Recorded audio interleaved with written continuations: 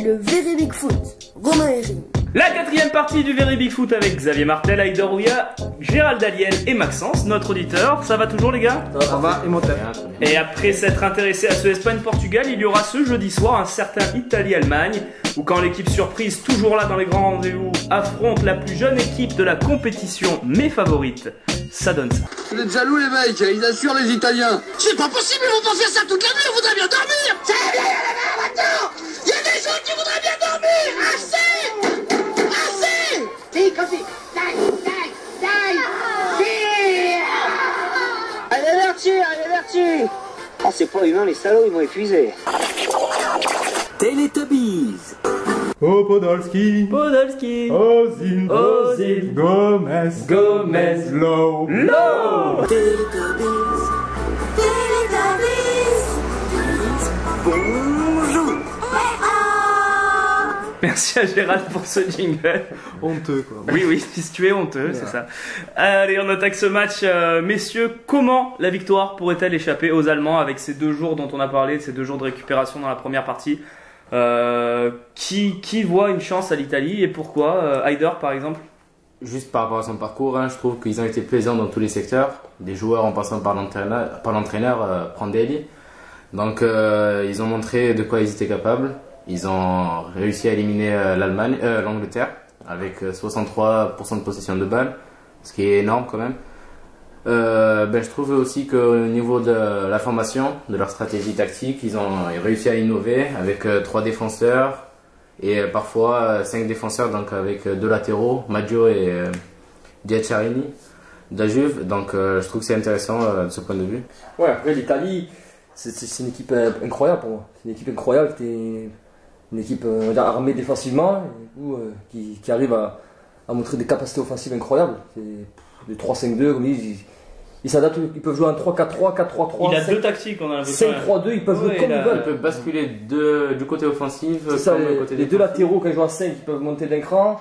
L'Italie, c'est Ils ont une réussi surprise après. On l'a vu à 4 aussi, on a vu une défense à 4. C'est à 4. Après, on voit un De Rossi incroyable dans un nouveau rôle, défense centrale. Ouais. Mais là, il a joué milieu le dernier. Ouais, match. il peut Il est jouer toujours aussi bon dans les 2 Là, je pense qu'il va jouer libéraux à l'ancienne. Ouais, je pense aussi. Après, pour revenir à l'Allemagne, voilà, l'Allemagne, c'est costaud. Ils mettent 4 buts à la Grèce.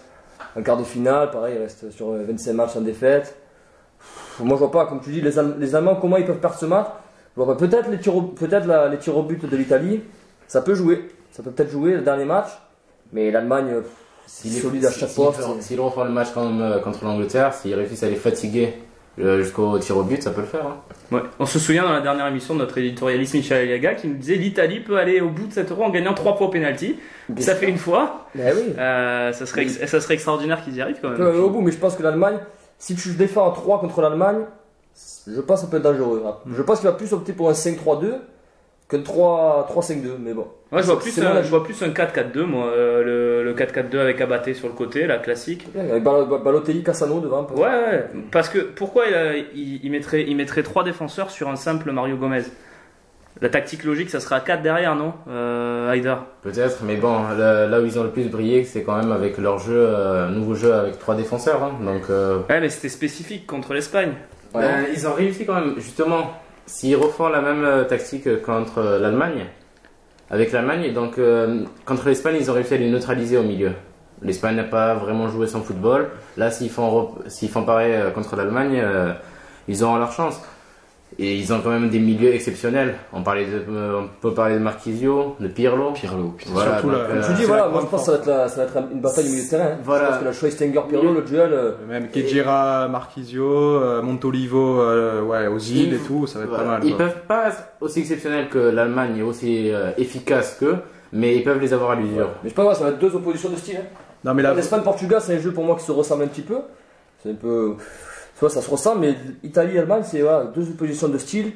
C'est un grand classique du foot en plus. C'est un grand classique du foot avec.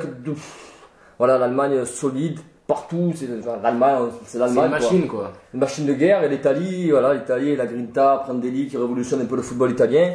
Avec succès. Ça peut être un match ouvert. Mais c'est peut-être Maxence. c'est peut-être là que la fraîcheur elle va être importante. Ouais, voilà. Parce que Joachim Löw, il a fait tourner contre les Grecs. Pas faux. Et les Italiens, ils ont joué 120 minutes contre les Anglais C'est ça. dimanche. Enfin, il a fait tourner, mais attention. Oui, il a fait tourner trois oui, joueurs. Mais ce que je veux dire, c'est qui te dit qu'il va remettre les 3 qu'il a sortis? Bien sûr, mais en plus, comme c'est vrai que. Parce que Reus, par rapport à Müller, il est 100 fois supérieur. Reus, c'est largement Reus, supérieur. oui, il y a Reus sur le Klose, il qui marque. était très bon. Bien sûr, Löw, il En marque. plus, l'Allemagne, c'est pas 15. Je suis sûr que les 19 joueurs, ils peuvent jouer n'importe où, quoi. Non, mais mais je pense que ce match-là, il va se jouer en grande partie aussi sur la fraîcheur. Parce que franchement, Oui, les oui. Italiens, ils vont être un peu cardés. Les Italiens, ils étaient cuits Carbonara, au match contre Et j'ai tendu la perche. Non, mais Merci, comme là, c'est je pense que voilà, parce que l'Italie, je pense qu'ils ont 11 de type et plus grand chose derrière. Ouais. Quand tu vois l'Allemagne, Joachim Löw qui se permet de sortir Podolski, Gomez et Müller. et Je suis Müller. pas- je suis pas trop d'accord Gérald, on sur ce stick. point-là. On Ouais. se dit pour l'Italie ou il y a autre chose? Ouais, je pense que c'est mon style, mais quand même, Xavier disait qu'il n'y a pas trop de solutions derrière en Italie. Moi, je trouve que, par exemple, contre l'Angleterre, là, les entrées de Diamanti, par exemple, ou Ils ont des réserves, hein. il y a pas mal de réserves, quoi. Il y a des Di joueurs Natale, qui ont Giovinco. montré. Voilà, Di Natale n'a même pas joué le dernier match. Et moi, pour moi, Di Natale est supérieur à Balotelli. Bon, je sais qu'il y en a plein qui sont pas d'accord avec moi autour de cette table, mais un Di Natale, pour moi, a l'expérience et tout. Donc, je pense que Prandelli peut faire tourner, parce que c'est vrai que les Italiens ont fini sur les rotules, hein, contre l'Angleterre et l'Allemagne. Vous dites qu'ils les auront à l'usure, peut-être les Italiens aux Allemands. Ils les ont eu à l'usure en 2006 déjà. Ouais, l'Italie, c'est la bête noire de l'Allemagne. Hein, Il en faut le 2006, souligner. Ouais, 2-0. c'est une équipe qui réussit pas du tout à l'Allemagne. prolongation. c'est l'Italie. En prolongation, ouais, à l'usure. But de Del Piero. Ça fait fait deux points pour le oui. J'ai dit Non, non, mais je sais, c'est moi. Après l'Italie va Del Piero. retrouver Un gros saut, quand même. Chiellini, non? Chiellini revient de suspension. Chiellini, je crois qu'il Non, il est est fini blessé. pour l'Euro. C'est Ouais. Maggio C'était une qui- blessure qui Ah ouais, c'est Chiellini, je crois qu'il est forfait pour ça. C'est Maggio qui revient. Mais je pense que Maggio est l'Italie. suspendu. Non, Maggio Maggio suspendu. C'est bien, ça va Xavier La fatigue, il fait chaud, Xavier. Là, il fait chaud, il faut avouer que dans le studio, là, on a un petit problème de clim, donc bon, les gens s'en foutent en même temps. Donc, on disait. Non, mais je pense que l'Italie peut contrarier l'Allemagne, même Oui. si moi personnellement je vois passer l'Allemagne. Ce sera l'Allemagne. Mais ça peut être un super match avec des buts. Je pense que ça peut y avoir beaucoup de buts. Ça sera pas un match à 1-0 ou 2-1. Je pense qu'il y aura un 3-2. Je vois un Ah, match ça va être un match ouvert, ouais. Plein d'occasions comme Angleterre, Italie, 2 occasions de tous les côtés. Et je pense que le rôle des gardiens sera. Avec deux grands gardiens, prédominant. surtout. hein. Je pense que le rôle des gardiens sera très important. Je pense pas, moi, jeudi soir. un match avec beaucoup de buts. Je pense que les Allemands, ils vont être un petit peu quand même Ben, on les a vus quand même assez fragiles Ouais. contre la Grèce. assez hein. frileux quand même, parce que contre Ils la étaient Grèce, sûrs d'eux contre la Grèce. quand ils marquent le premier but, ils reviennent des vestiaires, c'est les Grecs qui jouent. Et puis quand si Samaras il met pas de but, ils continuent Non, à jouer mais- comme ça. Ouais, d'accord, mais ça senti les Allemands en difficulté ce match-là? Non, non, Non, les non, Allemands ils non. sont revenus des vestiaires, Ils ils sont étaient quand même revenus, ils étaient ils sont revenus, tranquilles, ils avaient ils mal Ils sont pied. prenables. Ils sont prenables. Ils avaient levé le pied. Défensivement, l'Allemagne, Mais, c'est vrai que c'est pas terrible, hein, franchement, la paire Bastuber, Bastuber surtout, Hummels qui fait un bon euro. Il est super. Hummels. Et Bastuber, c'est pas terrible, hein, franchement. Et même un peu plus derrière, je vois plus Neuer faire une bourse que Buffon, hein, personnellement. Oh, Neuer est quand même C'est du solide, niveau, Neuer. quoi. Ouais, c'est solide. T'as mais Boateng pas qui est- oui, qui est- Boateng aussi. Boateng. ouais, Je suis pas d'accord avec vous, les gars. Quand vous dites l'Allemagne, c'est pas bon derrière. Non, non, non, c'est pas que ça. Boateng, excusez-moi. C'est prenable. Mais derrière, il y a Excusez-moi, mais Voilà. Boateng qui joue arrière droit, il joue même pas arrière droit en club au Bayern. Voilà. Il joue arrière droit, il est pas il fait terrible. jouer arrière droit Alors, alors je suis pas d'accord avec vous, les gars. Je suis pas d'accord avec vous. Pour moi, c'est l'Allemagne, c'est solide derrière. Boateng, Lam, Bastuber, Hummels. C'est Bah, plus solide l'Italie Et Boateng, c'est derrière. L'Italien a montré derrière des choses. Hein. Enfin, Ouais. quand De Rossi était derrière, je sais pas s'il va jouer derrière De Rossi ou pas sur ce match, mais l'Italie est pas mal derrière. Hein.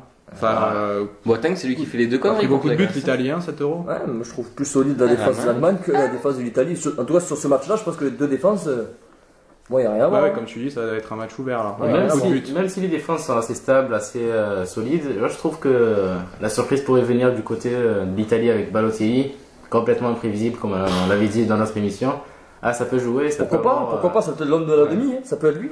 Ouais. Mais je pense que voilà, Pirlo peut être Ah, Pirlo. encore décisif. Mais il y a un mec qui rate Et- un peu son euro côté allemand, c'est quand Ozil. même Ozil. Aussi transparent, mais justement, peut-être qu'il va surgir sur cette demi. Mais on comme sait pas. Balotelli, c'est un peu. C'est les grands joueurs, c'est les ça deux arrive dans les petites grands stars, matchs, C'est hein. les deux petites stars qui arrivent dans leur sélection. Là, Oui, Ozil ouais. et Balotelli, ils arrivent à Non, mettre c'est vrai la maturité. qu'Ozil rate son euro complètement. C'est vraiment la star qui était attendue de cet euro. On l'avait annoncé et c'est vrai qu'il rate complètement. Mais on sait pas, c'est une demi, ça peut le transcender. Mais peut-être qu'il jouera pas. Regarde, L'eau, Il y a il a pas. Godeux pense qui que- L'eau, il a pas ses têtes. Hein. Regarde, Tu penses que Löw pourrait être capable de se priver d'Ozil dans une sortir demi-finale? Gomez qui est meilleur buteur de l'Euro, il peut sortir Royce dans le demi, il le faire rentrer. Peut-être. Ah ouais, Je Je sais vais pas mettre si- Kroos, je hein. pense Kroos, pas. Il peut il est mettre pas mal. Royce, il peut mettre Godeux, Royce, qui veut. Et puis il y aura pas de problème, il y aura pas de problème si il dit tu joues pas, Ozil il jouera pas. Ah oui, il va pas Ah, tweeter. mais oui, c'est voilà. Il va peut-être insulter un journaliste du Bild là. Après, on sait pas. Non, mais c'est difficile en même temps de se distinguer dans une équipe d'Allemagne qui est vraiment solide à tous les niveaux, quoi. Ils font vraiment une équipe, un 11. C'est solide. très homogène. Gros collectif, quoi. Voilà, c'est très homogène, donc c'est en même temps difficile pour lui de se distinguer. Hein.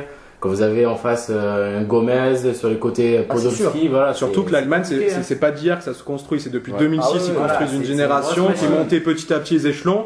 Et voilà, 2008 ils sont arrivés, je sais plus, en Finale.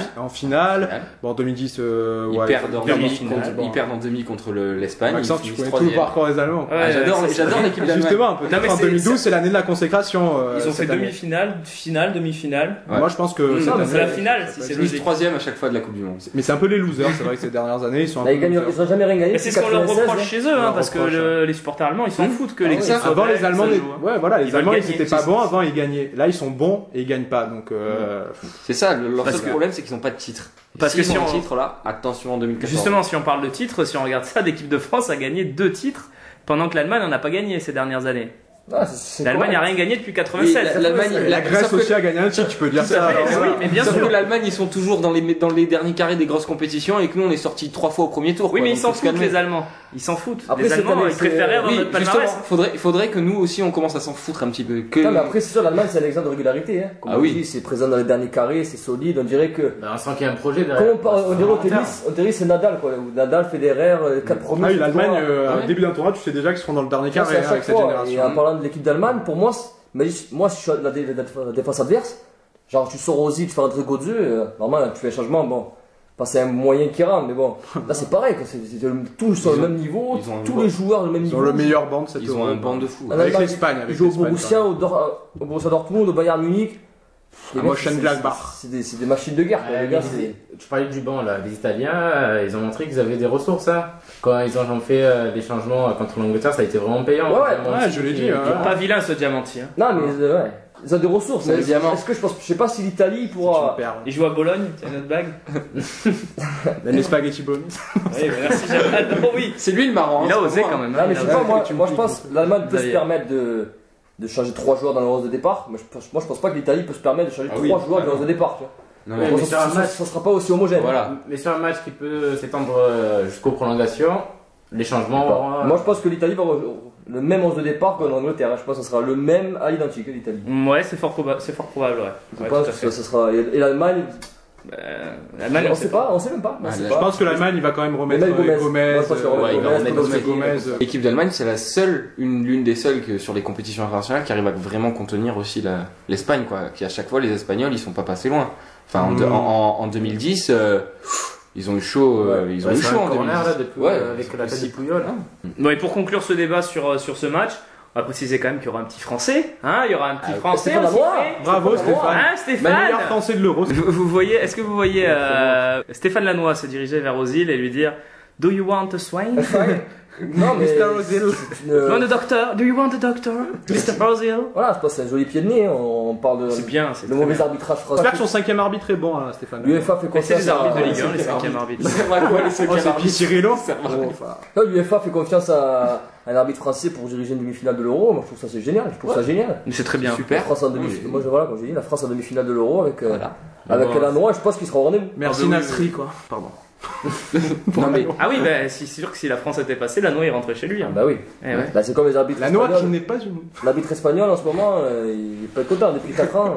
On a perdu Gérald. Non, pas Gérard. Comme je disais, l'arbitre espagnol depuis 4 ans, le pauvre. Non, mais ça montre aussi qu'il y a un arbitrage français qui est en train de revenir un petit peu quand même, avec quelques Avec noms Fabien qui se dégagent, comme Lanois, comme Anthony Gauthier, Duhamel. comme, le petit jeune là, Clément Turpin, ça revient Jimmy. quand même. Même s'ils n'ont pas été sélectionnés Au pour les c'est JO, et donc forcément ils iront pas à la Ouais, Coupe mais du ça Monde. reste quand même une autre dimension par rapport au charismatique Howard Webb. Ah oui, ouais, même Colina à l'époque. Mais en plus, là, attention, fais attention parce que. Risoli. Là, Philippe, pardon. juste. Stéphane Lanois, il va pas arbitrer un Dijon-Camp. Hein. Là, c'est Ozil, enfin, c'est Gomez, ça va 2000 à l'heure. Mais justement, C'est pas le rythme il y a de la plus Ligue, de hein. respect, mais il y a beaucoup plus de respect dans ces matchs-là. Ah oui. C'est peut-être plus Est-ce que facile tu à arbitrer vois, qu'un match Paris Saint-Germain-Marseille. Hein. Peut-être. Et moi, plus Stéphane Lanois, je dirais attention aux arbitres assistants. Attention à Balotelli aussi. Attention aux arbitres Donc, C'est- d'ailleurs, c'est- juste avant de attention, conclure ça, on c'est- voit des arbitres assistants excellents depuis le début de l'Euro. Il n'y a pas un hors-jeu qui est pas signalé, il n'y a pas d'erreur sur les hors-jeux. hors-jeu depuis le début de l'Euro. Et je trouve que c'est extraordinaire à ce niveau. Moi j'ai été arbitre assistant, c'est très dur à voir. Et tous ces arbitres-là sont vraiment géniaux, je tiens à le dire. Voilà, j'aime l'arbitrage. Je tiens à saluer quand même le travail de l'arbitre assistant justement sur le but hors-jeu de Nocerino. Bien sûr. C'était ça c'était dur à voir. Ah oui, franchement, ça a rehaussé le niveau, ça a redoré le blason de. C'est bon, un bon truc pour 100 erreurs. On va pas défendre l'arbitre. Voilà, on n'encourage pas assez, on les tue les arbitres quand il faut des mauvaises choses. Et voilà, on dit bravo les arbitres pour l'instant. Bravo les arbitres. Voilà, on espère que ça va pas porter la guigne sur la noix. On se retrouve tout de suite dans la 5e partie, toujours avec Gérald, Haider, Maxence et Xavier. A tout de suite.